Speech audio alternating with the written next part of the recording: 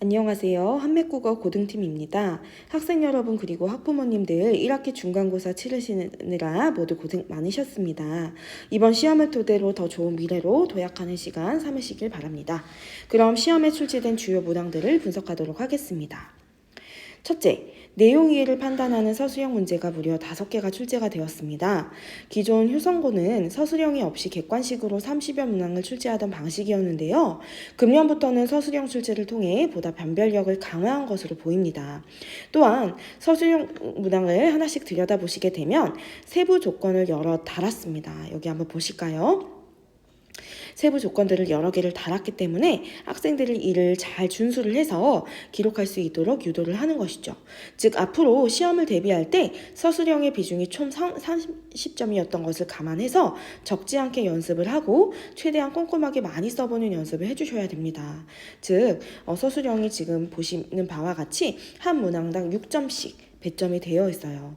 토탈 5개의 문항이 출제가 되어 있기 때문에 무려 30점을 차지하고 있다는 거 꼭 기억하고 최대한 우리 내신 대비할 때 많이 써보고 조건에 입각해서 잘 적는 그 연습해 주셔야 되겠습니다. 자, 제가 문항 2개를 가져왔고요. 첫 번째 문항의 경우에 이규보의 이혹서를 읽고 작품을 창작하던 당시가 고려 무신정권이라는 것을 이 보기를 통해서 인지를 하고 이를 토대로 조건에 맞게 서술하는 형식이에요. 여러분, 조건을 반드시 꼼꼼하게 잘 보셔야 됩니다. 조건을 어기면 항목당 1점씩 감점을 당하게 되어 있어요. 자, 1번 조건을 보시게 되면 비가 새는 상황은 무엇을 의미한다. 자, 2번 경비는 무엇을 의미한다. 이와 같이 쓰라고 지시를 했다면 이대로 해주셔야 됩니다. 인정 답안을 좀 말씀을 드려보면 1번에 자, 비가 새는 상황은 나라가 어려운 상황을 의미한다. 또는 비가 새는 상황은 정치가 혼란스러운 상황을 의미한다. 이와 같이 써주시면 됩니다. 2번의 경우 경비는 백성들의 힘듦 혹은 어려움을 의미한다. 이와 같이 써주시면 되겠죠. 자, 두 번째 문항도 한번 볼까요? 역시나 이 논술형 문제 역시도 조건에 입각해서 여러분이 서술을 해주셔야 되는데요. 자, 신 넘버 42에서 정철의 말과 행동을 통해 알 수 있는 그의 심리를 이 조건에 맞게 쓰라고 되어 있어요. 자, 그럼 먼저 실제 이 42번 장면의 정철의 발언은 아내가 말기암에 걸린 것을 알고 자, 자조적으로 내가 뭘 알아 라며 자신을 돌팔이 의사라고 자책하는 내용이었어요. 그럼 제시된 조건은 자신을 비하하여 표현한 본문 구절을 포함하고 감정 어휘를 2개 이상 집어넣고 자, 무엇을 통해 무엇 등이 섞여 있다 라고 써야 합니다. 이에 돌팔이 의사를 통해 아내의 병을 몰랐던 것에 대한 자책감, 실력 없는 의사라는 자괴감, 또 평소 아내에게 관심을 두지 않았던 것에 대한 미안함 등이 섞여 있다. 이 정도로 써주시면 좋은 점수를 얻었겠죠. 하루아침에는 형성될 수 없는 답안일 수 있겠지만 여러분 몇 주 동안 우리 내신 대비를 하면서 여러 번 써보고 여러 번 연습하고 지우고 틀려보고 오답을 고쳐가면 충분히 잘 해낼 수 있을 거라고 믿어요. 자, 두 번째입니다. 효성고는 그 어떤 학교들보다도 교과서와 학습활동 중심으로 출제하는 그 학교입니다. 그래서 명확한 내용 일치와 형식상의 특징을 묻는 문제가 정말 많이 출제되었어요. 자, 먼저 가라는 것은 이규보의 이혹설입니다. 여기 왼쪽에 있는 문항 한번 먼저 볼까요? 자, 그러면 가 작품은 지금 보시는 바와 같이 이규보의 이혹설이라고 하는 고전 수필이었는데요. 자, 그럼 빠르게 지금 우리 문제 의도를 좀 스캔을 해보니 그래요. 서술상의 특징을 묻고 있는 거예요. 갈래가 고전 수필인 설이기 때문에 자, 기억번, 개인의 경험을 바탕으로 주제를 형상화하는 거 당연히 맞겠죠. 또 니은번, 다른 사람의 말을 인용한 건 없었어요. 이런 식으로 하나씩 여러분 제거하고 옳은 것들은 골라내 가면서 서술상의 특징을 잘 찾아내시면 충분히 맞힐 수 있는 그런 문제였다고 봐집니다. 그래서 자, 여러분 이 부분 어렵지 않게 풀 수 있었을 거라고 봐집니다. 그래서 이 내용들 여러분 충분히 잘 기억을 해주시면 될 것 같아요. 자, 그리고 우리 오른쪽 한번 보시면 자, 여기 나와 있는 대로 자, 4번 윗글에 대한 설명으로 적절한 걸 모두 골라내야 됩니다. 자, 지금 이 작품은 봄봄을 배경으로 한 작품인데요. 그러면 먼저 부조리한 농촌의 현실에 대한 비판 의식이다. 이런 내용들 우리 수업 시간에 다 배웠었습니다. 뭐가 맞고 뭐가 틀린지 이 내용들 다 서술상의 특징이라고 봐지고요. 5번 문제도 한번 볼게요. 윗글의 인물에 대한 설명으로 가장 적절한 건 정답은 2번이 됩니다. 점순이의 키가 자라기만을 기다렸다는 것은 본인이 이 장인의 말만 믿고 키가 안 커서 아직 성례를 시켜주지 않아, 이 내용을 그대로 믿었다는 거죠. 그래서 키가 자라기만을 기다렸던 자신의 어리석음 자책하는 부분 나오기 때문에 정답은 2번이 되는 거죠. 자, 그 다음 6번. 기억에서 미음까지 특정 구절에 대해서 여러분 명확하게 이 문맥적인 의미를 파악하는 문제였는데요. 자, 이런 부분들 여러분 충분히 내용 일치를 명확하게 하고 형식상의 특징 제대로 꼼꼼하게 기억해 주시면 충분히 잘 풀어낼 수 있었던 문제라고 봐집니다. 어렵지 않게 풀 수 있었을 거라고 봐요. 자, 만약에 내가 이 부분에 감점이 혹시 있거나 오답을 곤란했다 라고 하신다면 여러분 교과서 정독을 조금 더 해주셔야 돼요.